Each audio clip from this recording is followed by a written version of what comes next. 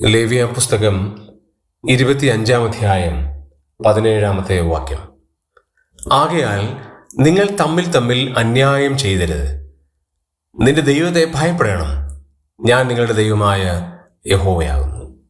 യോബേൽ സംവത്സരത്തിൻ്റെ അനുബന്ധ കാര്യങ്ങൾ പറഞ്ഞു വെക്കുന്ന ലേവ്യ പുസ്തകം 25-ാം അധ്യായത്തിൽ ദൈവം അവരോട് വ്യക്തിപരമായി സംസാരിക്കുമ്പോൾ പറയുന്ന പ്രധാനപ്പെട്ട ഒരു കാര്യം തമ്മിൽ അന്യായം ചെയ്യരുത് എന്നാണ്. തമ്മിൽ അന്യായം ചെയ്യരുത്. 14-ാം വാക്യത്തിലും അത് തന്നെ കാണാൻ കഴിയും. നിങ്ങൾ തമ്മിൽ അന്യായം ചെയ്യരുത്. എന്തുകൊണ്ടാണ് തമ്മിൽ അന്യായം ചെയ്യരുത്? ഒന്ന്, നിങ്ങൾ പരസ്പരം സഹോദരന്മാരാണ്. പരസ്പരം സഹോദരന്മാരായ നിങ്ങൾ അന്യായം ചെയ്യുന്നത് ദൈവത്തിന് സഹിച്ചുകൂടാ. രണ്ടാമത്, നിങ്ങൾ ദൈവത്തെ ഭയപ്പെടണം, കാരണം ഞാൻ യഹോവയാണ്. ദൈവത്തെ ഭയപ്പെടുന്ന ഒരാൾ പരസ്പരം അന്യായം ചെയ്യുവാനായിട്ട് മനസ്സ് കാണിക്കില്ല.